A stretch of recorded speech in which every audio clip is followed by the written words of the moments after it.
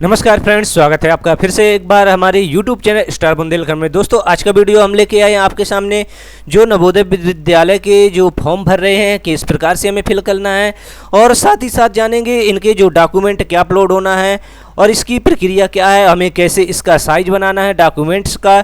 तो जुड़े रहे हमारे चैनल YouTube स्टार बुंदेलखंड के साथ। तो देर न करते हुए चलते हैं स्क्रीन पर और देखते हैं हमें इसकी साइट क्या है और कहां से हमें नवोदय विद्यालय का फॉर्म फिल करना है।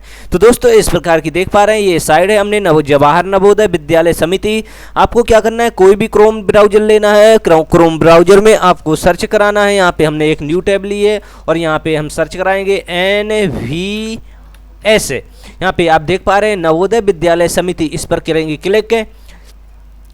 जैसे ही क्लिक करते हैं थोड़ी सी प्रोसेस चलेगी और प्रोसेस चलने के बाद आप यहाँ पे देख पा रहे हैं हम होम पेज पर आ गए हैं, यहाँ पे जहाँ से हमें फॉर्म को फिलअप करना है। और यहाँ पे नीचे स्क्रॉल डाउन करेंगे, आप यहाँ पे देख पा रहे हैं कैंडिडेट कॉर्नर, और यहाँ पे नीचे देख पा रहे हैं click here to registration for class 6 Jawahar Navodaya Vidyalaya 2025-2026-27। यानी कि आपका बच्चा जो 2025-26 में प्रवेश लेने वाला है 6वीं क्लास में, तो उसके लिए हमें अप्लाई करना है।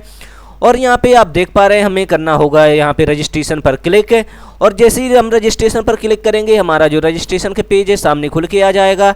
अब हमें बात करते हैं यहाँ पे online application for admission to class 6 2026-27। अब यहाँ पे देख पा रहे हैं यहाँ जो इंस्ट्रक्शन है इसको आपको यस या नो में कुछ सवालों की जवाब देना होंगे। हमने इसको हिंदी में भी कन्वर्ट करके बताने वाले हैं आपको।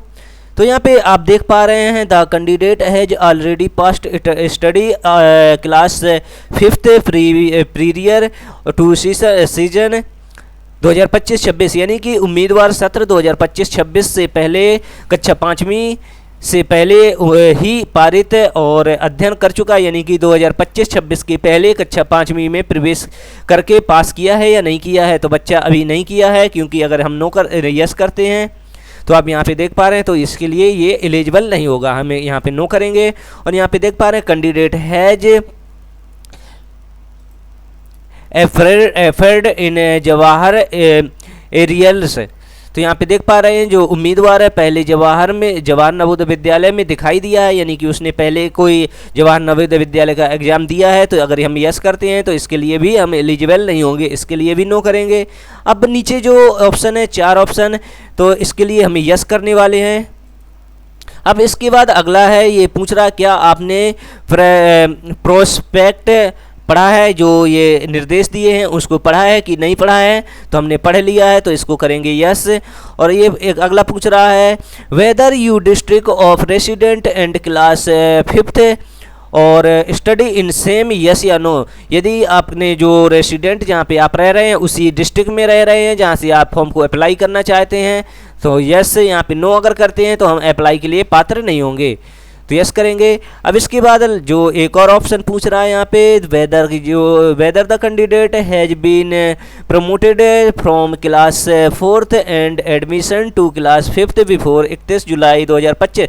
यानी कि आपने 31 जुलाई 2025 से पहले कक्षा 4 को पास कर लिया है। क्या उम्मीदवार को कक्षा 4 में पदोन्नति किया गया है और 31 जुलाई के पहले तो कक्षा 5वीं में भर्ती कराया गया, 31 जुलाई से पहले भर्ती हो गया कक्षा 5वीं में, तो इसको भी यस करेंगे हम। अब बात करते हैं यहाँ पे जो लास्ट ऑप्शन बचता है do you have Aadhaar number, yes या नो। तो हमारे पास आधार नंबर है, यदि आपके पास आधार नंबर नहीं है तो हमें यहाँ पे काफ़ी सारे डॉक्यूमेंट गवर्नमेंट से इशू जो रेसिडेंट संबंधित है कोई भी डॉक्यूमेंट यहाँ पे भरना होगा। तो हमारे पास आधार नंबर है, हम यहाँ पे डालने वाले बच्चे का आधार कार्ड, जिस बच्चे का हमें फॉर्म फिल करना है। अब बात करते हैं डॉक्यूमेंट की जो साइज़ है वो क्या है। तो क्या है कि आपको डॉक्यूमेंट पहले से क्रिएट करके रखना है, क्योंकि ये जो हम फॉर्म भर रहे हैं इसको लॉगिन करने के बाद OTP के माध्यम से, तो यह कुछ ही समय में अगर आप देर करते हैं तो इसका जो हम लास्ट में सबमिट करेंगे डॉक्यूमेंट अपलोड करके और फॉर्म फिल करने के बाद, तो यह जो तुरंत ही बैक हो जाएगा। इसका मतलब ये सर्वर की इशू जैसी समस्या बनी रहेगी। तो इसके लिए आपको पहले से डॉक्यूमेंट कंप्लीट करके रखना है। और यहाँ पे डॉक्यूमेंट का साइज दिया हुआ है, इम्पोर्टेंट इंस्ट्रक्शन है जो कैंडिडेट का फोटो सिग्नेचर है यहाँ पे 10 से 100 KB के बीच में रहना चाहिए। और सिग्नेचर का साइज भी 10 से 100 KB, और पिता का जो सिग्नेचर है वो भी 10 से 100 KB का ही रखना चाहिए।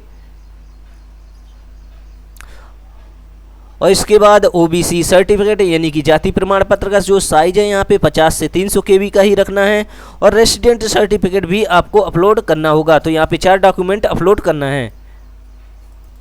तो दोस्तों यहाँ पे हमें बच्चे का आधार नंबर डालना होगा। आधार नंबर डालने के बाद यहाँ पे कर देंगे सबमिट पर क्लिक, और इसके बाद हमारे रजिस्टर्ड मोबाइल नंबर पर OTP जाने वाला है।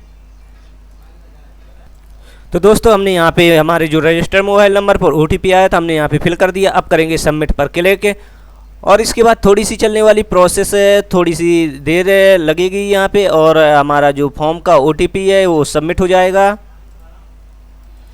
तो दोस्तों हम यहाँ पे हमने फाइनली अपना जो फॉर्म है लॉगिन कर लिया है अपने आधार से। अब इसको फॉर्म को फिल करने के लिए आपको यहाँ पे आप देख पा रहे हैं जिस राज्य में रहते हैं आप, जिस राज्य से आप फॉर्म अप्लाई कर रहे हैं, और यहाँ पे डिस्ट्रिक्ट सेलेक्ट करना होगा। और नीचे आएंगे हम यहाँ पे ब्लॉक सेलेक्ट करेंगे। ब्लॉक सेलेक्ट करने के बाद यहाँ पे कैंडिडेट का मोबाइल नंबर डालेंगे, और यहाँ पे विद्यालय का नाम डालेंगे जिस विद्यालय में बच्चा पढ़ रहा है। यहाँ पे डालने वाले मोबाइल नंबर, पहले मोबाइल नंबर फिल करते हैं,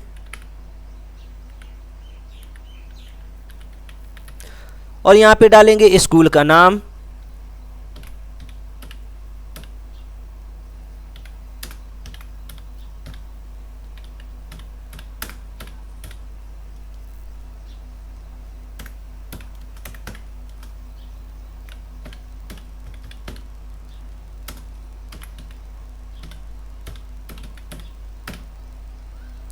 इस प्रकार से हमें स्कूल का नाम डाल देना है, और यहाँ पे नीचे चलना है। और यहाँ पे जो जन्म तिथि है ऑटोमेटिक फिल होके आएगी, और यहाँ पे जो कैंडिडेट के यानी कि जो बच्चा है उसकी माता का नाम डालना है यहाँ पे।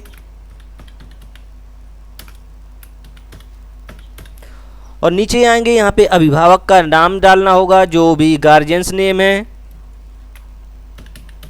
जिसके संरक्षण में बच्चा रह रहा है। और इसके बाद नीचे आएंगे यहाँ पे, ये वैकल्पिक है, इसके बाद अगर आप यहाँ पे डालना चाहे तो डाल सकते हैं, वैकल्पिक है ये ऑप्शन। अब यहाँ पे जो बच्चे का पद चिन्ह है यानी कि जो पहचान का चिन्ह है वो यहाँ पे आपको डालना होगा। अब इसके बाद नीचे चलेंगे, जो बच्चे के संबंधित है यहाँ पे कास्ट डालेंगे, और कास्ट फिल करने के बाद यहाँ पे हमारा जो एड्रेस है ऑटोमेटिक फिल आएगा, और पिन कोड। अब नीचे चलते जाना है, और यहाँ पे जो परीक्षा का माध्यम है, जिस माध्यम से बच्चा परीक्षा देना चाहता है उसको यहाँ पे फिल करेंगे। और नीचे चलेंगे, यहाँ पे धर्म सिलेक्ट करेंगे, और यहाँ पे यदि बच्चे का PEN नंबर है तो यहाँ पे डाल सकते हैं, स्कूल से आपको मिल जाएगा। यदि अपार ID बनी हुई है तो अपार ID भी फिल कर सकते हो। यहाँ पे माता पिता का व्यवसाय का जो आय है प्रमाण पत्र है, कितने का आय बना हुआ, तो यहाँ पे आपको डालना होगा।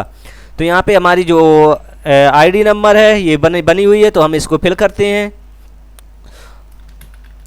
ये आपको लगभग 12 अंकों की मिलने वाली ID है, और ये हम डालते हैं। और नीचे चलते हैं, यहाँ पे बच्चे की जो जानकारी कक्षा 3 और 4 और 5 से संबंधित है, तो आपको यहाँ पे गांव का नाम डालना होगा।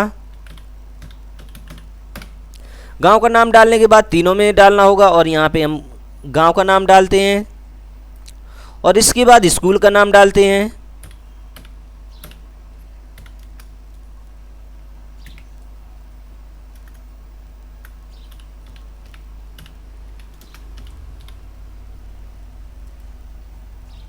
तो दोस्तों यदि आपको बार बार फिर नहीं करना है, टाइपिंग नहीं करनी है, तो आपको इसको ऑल सेलेक्ट करेंगे। ऑल सेलेक्ट करने के बाद यहाँ पे कंट्रोल प्रेस करेंगे, और यहाँ पे ड्रैग माउस की सहायता से इसको ड्रैग करके रख सकते हैं, और इसको बार बार फिल करने की समस्या आपकी समाप्त हो जाएगी।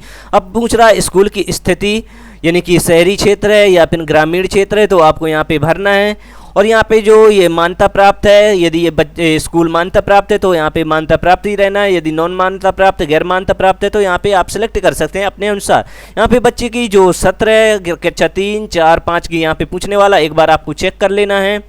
और नीचे चलेंगे, हमें डॉक्यूमेंट अपलोड करना होगा। यहाँ पे हमने बच्चे के जो डॉक्यूमेंट है यहाँ पे पहले से बना के रखे साइज, और यहाँ पे हमें अपलोड करना है। यहाँ पे फाइल चूज फाइल पर क्लिक करेंगे, और यहाँ पे बच्चे की फ़ोटो, यहाँ पे बच्चे का सिग्नेचर, और यहाँ पे हमें माता या पिता का एक का सिग्नेचर अपलोड करना होगा। और यहाँ पे बच्चे की कास्ट सर्टिफिकेट यानी कि जाति प्रमाण पत्र यहाँ पे अपलोड करना होगा। इस प्रकार से हमें चारों डॉक्यूमेंट अपलोड कर देने हैं। यदि आपका मोबाइल OTP नहीं आ रहा है सर्वर इशू के कारण, तो आप यहाँ पे जो निवास प्रमाण पत्र अपलोड करना अनिवार्य होगा। इसके बाद एक बार चेक करेंगे जानकारी को चेक और लास्ट सबमिट करेंगे। इसके बाद एक बार जानकारी चेक करने के बाद हम यहाँ पे करेंगे सेव एंड प्रीवियस, सहेजे एवं पुनरावलोकन करें। इसके बाद हमारे सामने थोड़ी सी प्रोसेस चलेगी। तो दोस्तों यहाँ पे हमने रजिस्ट्रेशन कर दिया है और यहाँ पे एक बार हम जानकारी को रीचेकिंग करेंगे। यदि कोई त्रुटि पाई जाती है तो उसको हम सुधार कर सकते हैं। तो इसके बाद हम नीचे चलते हैं, स्क्रॉल डाउन करेंगे और यहाँ पे हम देख पा रहे हैं जो बच्चे का फ़ोटो सिग्नेचर सहित सारा जो जानकारी, सारी कुछ जानकारी है हमने यहाँ पे फिल कर दी है और यहाँ पे हमें लास्ट सबमिट करना है। और यहाँ पे एक बार ज़रूर चेक ज़रूर कर लेना, यदि कोई गड़बड़ी है तो यहाँ पर आप सुधार कर सकते हैं। तो दोस्तों इस प्रकार से अब हम यहाँ पे अगर एडिट करना चाहते तो एडिट वाले बटन पर क्लिक करके एडिट कर सकते हैं। यदि हमारा जो फॉर्म सही भरा है और यहाँ पे हमें आगे बढ़ना है तो फाइनल सबमिट पर क्लिक कर देना। और यहाँ पे एक बार ज़रूर पूछेगा कन्फर्म करना चाहते हैं या नहीं, तो यहाँ पे हम करेंगे कन्फर्म। इस प्रकार से आप यहाँ पे देख पा रहे हैं कॉन्ग्रेचुलेसन्स, यानी कि आपका जो फॉर्म है वो फाइनली सबमिट हो चुका है और यहाँ पे रजिस्ट्रेशन नंबर भी आ चुका है। और यहाँ पे जो फॉर्म को प्रिंट करना चाहते हैं तो प्रिंट कर सकते हैं, सेव करना चाहते हैं तो सेव करके रख सकते हैं। तो दोस्तों इस प्रकार से आप भी जो नवोदय विद्यालय का फॉर्म है कक्षा 6वीं के प्रवेश के लिए बच्चे का, तो भर सकते हैं और यहाँ पे हम बच्चे का जो फॉर्म है प्रिंट आउट निकाल के दे सकते हैं।